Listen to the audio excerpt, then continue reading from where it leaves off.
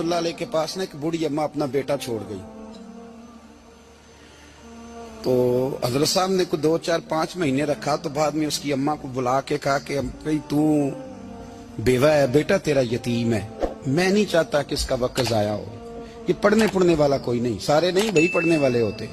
اب یہاں علماء بیٹھے ہیں, میں بے ادب بھی نہ ہو جاؤں. کچھ پورے 8 سال لگا کے بھی آ جاتے ہیں, سند بھی ان کے پاس ہوتی ہے. ناراض نہ ہو جانا, یہ تو سب اچھے لوگ ہیں. سند ہوتی ہے پر پتہ کوئی نہیں ہوتا. یہ اعلیٰ حضرت نے لکھی ہے بات. سند ہوتی ہے, پوری ڈگری ہوتی ہے, اس پہ کئی لوگوں کے سائن بھی ہوتے ہیں. تو بہت سارے طالب علم ایسے ہوتے ہیں جو مدارس میں کہتے ہیں میں فاضل فلاں ہوں, لیکن کوئی شے پاس.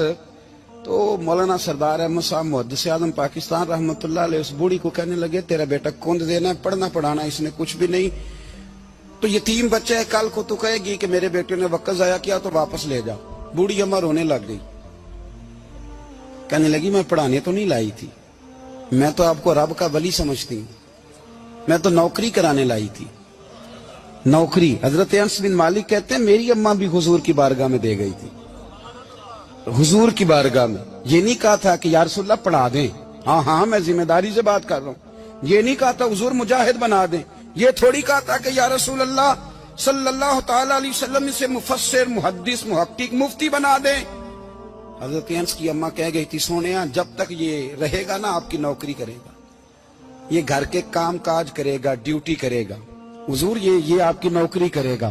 تو میرے محبوب نے پھر دعا کر دی, اللہ اسے برکت عطا فرما. تم سمجھتا ہے خدمت والا خالی رہ جاتا ہے؟ جتنا ذائقہ خدمت والے کو ملتا ہے, جو اس کے نصیب میں آتا ہے, وہ کسی کا نصیب کہاں بھائی. حضرت انس کہتے ہیں حضور نے دعا کر دی, برکت کی. مجھے تو کھیتی باڑی آتی بھی نہیں تھی, پر لوگوں کے باغ میں سال میں 1 دفعہ پھل لگتا تھا, میرے باغ میں 2 دفعہ لگتا تھا.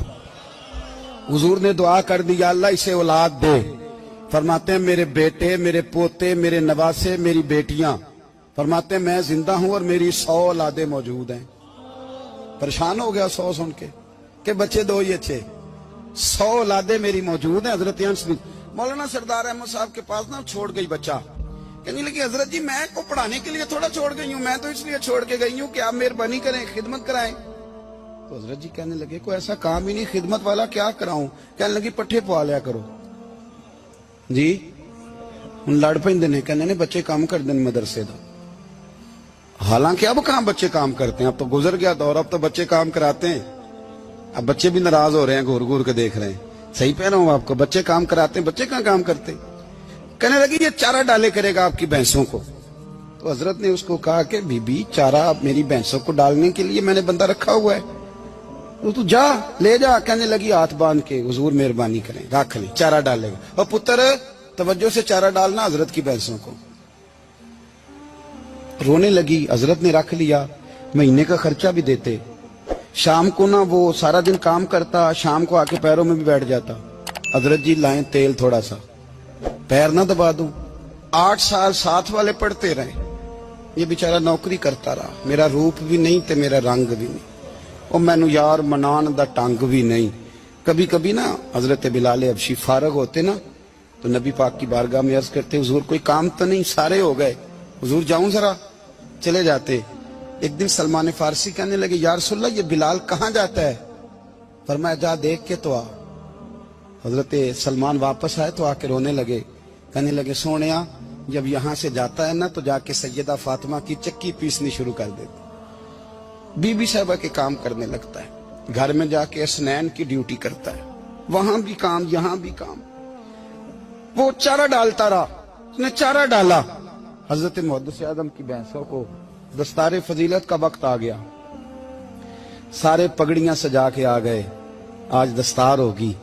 یہ نہ پیچھے ہو کے بیٹھ گیا, چونکہ پڑھا ہی نہیں تھا تو دستار کا ہے کی. دستار تو اس کی جو پڑھے گا, ہم نے تو پڑھا ہی نہیں, ہم نے تو یار پڑھا, گھر پڑھا, ڈیوٹی کری. حضرت محدث اعظم رحمت اللہ علیہ کے ہاں جب اعلان ہونے لگا نا کہ اب دستار ہوگی, تو حضرت نے پہلا اعلان اس کا فرمایا. تو مجھان والا بندہ کپڑے بھی کدی کدی بدل دے نا. وہ کہتا ہے جس حال میں بھی تھا میں پلٹ کے دیکھنے لگا کہ پڑھا پڑھایا تو ہے, کوئی شے نہیں. یہ ماجرا کیا ہے. پیچھے سے اٹھ کے آئے, تو کہتے ہیں باقیوں کی دستار کسی عالم نے کی, کسی صوفی نے کی, لیکن یہ بھینسوں کو چارہ ڈالنے والا جب آیا تو محدث اعظم نے فرمایا پگڑی کے بال کو کوئی ہاتھ نہ لگائے, یہ ساری دستار میں نے کرنی ہے. اور فرماتے ہیں حضرت بال بھی دیتے جاتے تھے اور آنسو بھی بہاتے جاتے تھے, ماتھا بھی چومتے تھے اور فرماتے تھے دستار کے بعد چلا تو نہیں جائے گا یار, مجھے تو عبادت بھی نہیں رہ گئی, مجھے تو چابیوں کو بھی نہیں پتا کون سی کہاں رہتی ہے, جائے گا تو نہیں تو رو پڑا, کہنے لگا سونے جائے تو وہ جس کے پلے کوئی شے ہو, آتا جاتا تو ہے کچھ نہیں, مجھے کس نے رکھنا ہے, میں نے کہاں جانا ہے, ادھر کہاں تو ادھر ہی رہوں گا.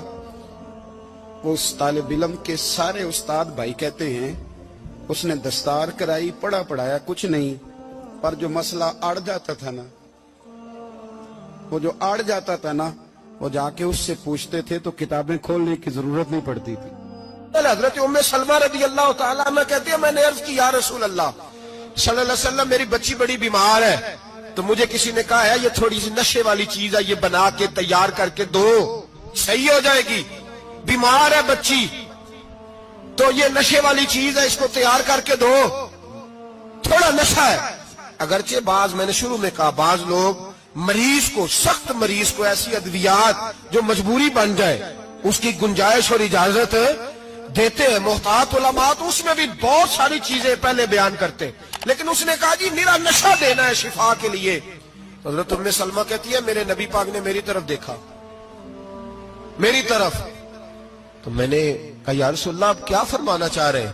تو نبی پاک نے فرمایا ام سلمہ کبھی ناپاک چیز میں بھی شفا ہوئی ہے, کبھی ناپاک چیز میں بھی, کبھی شراب اور خمر میں بھی شفا ہو سکتی ہے. شفا رب کریم نے رکھی ہے پر شہد کے اندر رکھی ہوئی ہے, شفا اللہ نے رکھی ہے قرآن مجید میں رکھی ہوئی ہے, تو اس میں بھی کبھی یہ حضور نے بیان کیا ہے کہ اس کے اندر شفا ہو سکتی, تو امت کتنی دلیری کرتی ہے جو یہ مشورے دیتی ہے کہ اس کے اندر نشہ ہے, شراب ہے, تو کھانسی چلی جائے گی تو فلانی بیماری چلی جائے گی.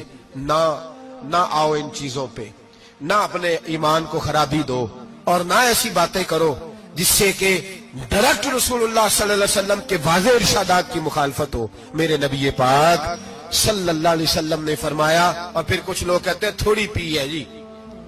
اب تو میں تجزیے میں پڑھ رہا تھا کہ ایسی شراب ایجاد ہو گئی ہے, لوگ شراب پیتے ہیں اور وہ مست بھی رہتے ہیں, کار بھی چلاتے رہتے ہیں, کہتے ہیں جی نہیں ہمارا ذہن معاف نہیں ہوا تو یہ والی صحیح ہے, نشہ نہیں لاتی. میرے نبی پاک صلی اللہ علیہ وسلم نے فرمایا جس چیز کی تھوڑی مقدار, زیادہ مقدار حرام ہے اس چیز کی تھوڑی مقدار بھی حرام ہے, جس کی زیادہ مقدار حرام ہے اس کی تھوڑی بھی.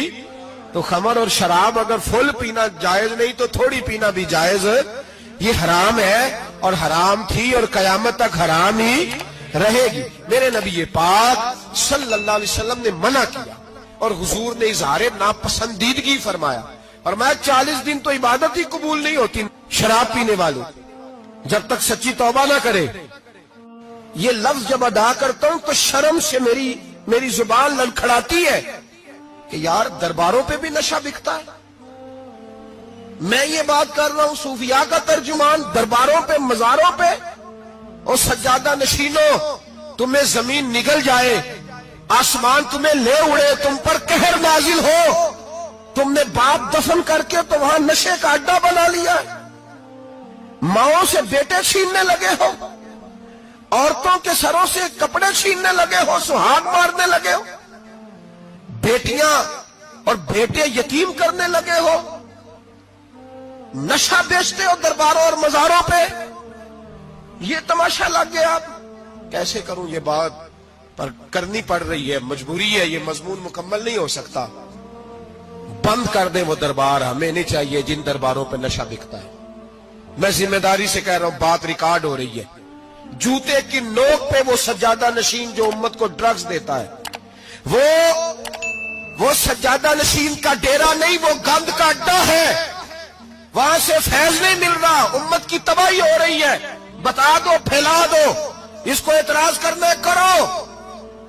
میرے رسول پاک سید عالم صلی اللہ تعالی علیہ وسلم کا دین ضروری ہے, کسی پیر کی سجادگی ضروری, بولیے سجادگی ضروری. بڑی ذمہ داری سے کہہ رہا ہوں اور نمائندگی کر رہا ہوں اپنی جماعت کی. نہ ہمارے بزرگوں نے کل اس کی حمایت کی تھی، نہ آج کرتے ہیں، نہ قیامت تک کریں گے۔ بند کر دیں وہ دربار اور مزار۔ بزرگ دنیا میں یہ کام کرنے آئے تھے، اور ہماری سوچ اتنی گر گئی ہے، اتنے ہم کمزور ہو گئے۔ کہتے ہیں جب اس کو چڑھ جاتی ہے تو پھر بڑی معرفت کی باتیں سناتا ہے۔ تجھے شرم نہیں آئی یہ لفظ کہتے ہوئے؟ اب نشئی تجھے معرفت سکھائے گا؟ اب تو شرابی سے، بھنگی چرسی سے دین سیکھے گا؟ کہتے ہیں اس نے پی ہوئی تھی، چڑھی ہوئی تھی، وہ بات کر دی تو میرا کام بن گیا۔ اتنی گندی اور میلی سوچ صاحب ایمان کی ہوتی ہے، تو اب نشیوں سے جا کر دعائیں کرائے گا؟ سن، میرے نبی پاک صلی اللہ علیہ وسلم نے فرمایا جو شراب پی لے، نشہ کر لے، اس کی تو 40 دن تک عبادت رب قبول نہیں فرماتا۔ تو کہتا چڑھی ہوئی تھی تو اس نے دعا کر دی، تجھے شرم ہی نہیں آئی بات کرتے؟ حیا ہی نہیں کیا تو نے جملہ بولتے؟ یہ کوئی تصوف اور طریقت ہے؟ جاؤ اٹھا کے لے جاؤ۔ ایسی کوئی تصوف اور طریقت ہمیں نہیں چاہیے، ہمیں وہ والی طریقت چاہیے جس میں خدا کے قرآن کی بات ہوتی ہے اور محمد مصطفیٰ کے فرمان کی بات ہوتی ہے صلی اللہ علیہ وسلم۔ تو بھائی یاد رکھو، یہ کوئی طریقہ نہیں۔ ایک مزار ہے، مجھے ایک صاحب کہنے لگے آ جائیں یہاں بھی فاتحہ پڑھیں۔ میں نے کہا یہاں کیا ہے؟ کہنے لگے تھے تو بابا جی نشہ وشا کرتے، پر اب سنا ہے لوگوں کی منتیں بڑی پوری ہوتی ہیں۔ مجھے جذبات بڑے کم آتے ہیں۔ میں نے اس آدمی کو گریبان سے پکڑ لی، میں کہ ادھر ہٹ، وہ تو نشہ کرتا تھا اور تو جاتا تھا، تیری یہ کیسے طاقت ہوئی؟ تو نے مجھے مشورہ دے دیا ہے، تو ہمیں کمزور سمجھتا ہے؟ ہم کمزور ایمان کے لوگ ہیں، اور میں یہاں تجھے کہوں گا نہیں نہیں میں یہاں نہیں جاتا، میں وہاں جاتا ہوں۔ بالکل کوئی لگی لپٹی بات نہیں، کھری بات۔ تصوف وہ، دربار وہ جہاں قرآن پڑھا جائے اور رسول اللہ کی حدیث سکھائی جائے، باقی کوئی مطلب نہیں کسی قسم کا۔ میں داتا صاحب کبھی جاؤں نا جلسہ کرنے کسی کام سے، کسی تقریب میں، تو میں داتا صاحب کے مزار پہ نہیں جاتا۔ میں کہتا ہوں یار یہ جرانہ نہیں کہ بندہ کسی کام آیا تھا تو فاتحہ پڑھ لی، واپس چلو گکھڑ سے اسپیشل آئیں گے داتا صاحب کے مزار پہ حاضری دینے، اور میرے سنگی گواہ ہیں کہ میں اسپیشل ٹائم نکال کے بہت سارے کام چھوڑ کے اسپیشل جاتا ہوں، اور میں مراد ماننے نہیں جاتا، میں داتا صاحب کا شکریہ ادا کر دے جاتا ہوں۔ میں ان سے کہتا ہوں حضور آپ کی مہربانی، آپ یہاں آئے تو ہمارے بڑے بھی رسول اللہ کے غلام بن گئے۔ میں تو سلام عقیدت پیش کرنے جاتا ہوں، ہم مزارات پر جانے کے قائل نہیں، بلکہ ہماری تو عقیدت کا درجہ ہی مکمل نہیں ہوتا جب تک ہم مزار پہ سلام نہ کریں۔ پر مزار داتا صاحب کا، مزار خواجہ معین الدین اجمیری کا، مزار غوث اعظم جیلانی کا، مزار محدث اعظم مولانا سردار احمد کا، مزار اولیاء کا، مزار میاں شیر محمد شرف پوری کا، مزار رب کریم کے بندوں کا۔ بھنگیوں چرسیوں کے مزار نہیں ہوتے، اور نام ان مزارات کے قائل ہیں، بالکل قائل نہیں ہم۔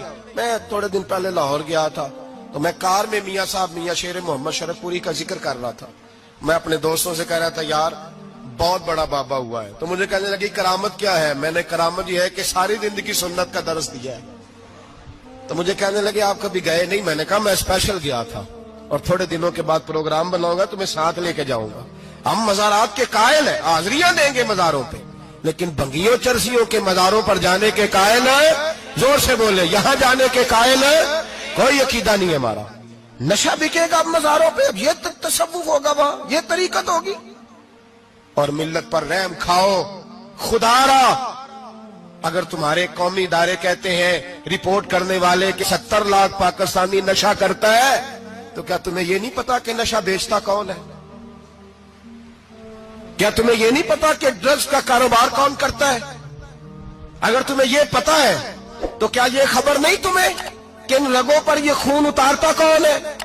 میں اپنے بزرگوں سے معذرت کے ساتھ، نشے کا آغاز، ناراض تو نہیں ہو جائیں گے بزرگ، نوجوانوں کو میں لتاڑ لیتا ہوں لیکن بزرگوں کی عزت کرنا سنت ہے، تو میں بزرگوں سے معذرت کے ساتھ یہ یوں سمجھ لیے خوگرے حمد سے تھوڑا سا گلا بھی سن لے۔ نشہ سگریٹ سے شروع ہوتا ہے، سگریٹ سے۔ میں تمباکو کو حرام نہیں کہتا، یہ فتویٰ نہیں دے رہا۔ تمباکو کا حکم وہی ہے جو مولی کا ہے، جو کچے پیاز اور لہسن کا ہے، کہ آپ جب کھا لیتے ہیں تو منہ سے بدبو آتی ہے، تو آپ مسجد میں آئیں تو آنے سے پہلے مسواک کریں، منہ صاف کریں، پھر آپ آ جائیں۔ تو جائز ہے, مکروہ ہے لیکن حرام. لیکن تمباکو سے آگے جب حالات بڑھتے ہیں, تجزیہ نگاروں نے لکھا ہے کہ ہمارے پنجاب کے کچھ علاقوں میں اب سگریٹ سے نکال کے نا, پہلے بھی بھرتے تھے لوگ اس میں بڑا کچھ, اب پتہ ہے کہ نیا نشہ ایجاد کیا ہے, اب اس کے اندر چرس بھی بھرتے ہیں اور چھپکلی کو مار کے سکھا کے خشک کر کے اس کو پیس کے وہ ساتھ نشے کے ملاتے ہیں, اور اس کا حال یہ ہوتا ہے کہ آدمی کو زیادہ نشہ ہوتا ہے, اور کہتے ہیں وہ اتنا گند ہے کہ وہ آدمی کسی کو دانت بھی لگائے گا تو وہ بندہ بھی بیمار ہو جائے گا. کیا یہاں لوگ اسپرٹ نہیں پیتے آپ کے ملک میں؟ اور ہم کبھی سڑک پہ جاتے ہیں تو نشئی کو دیکھ کے مذاق کرتے ہیں, دیکھنا میں ہارن لگاؤں گا تو گاڑی کے ہارن سے گر جائے گا, لیکن تجھے پتا نہیں کہ یہ کسی ماں کا بیٹا ہے, پتا نہیں کسی بیوی کا شوہر ہے.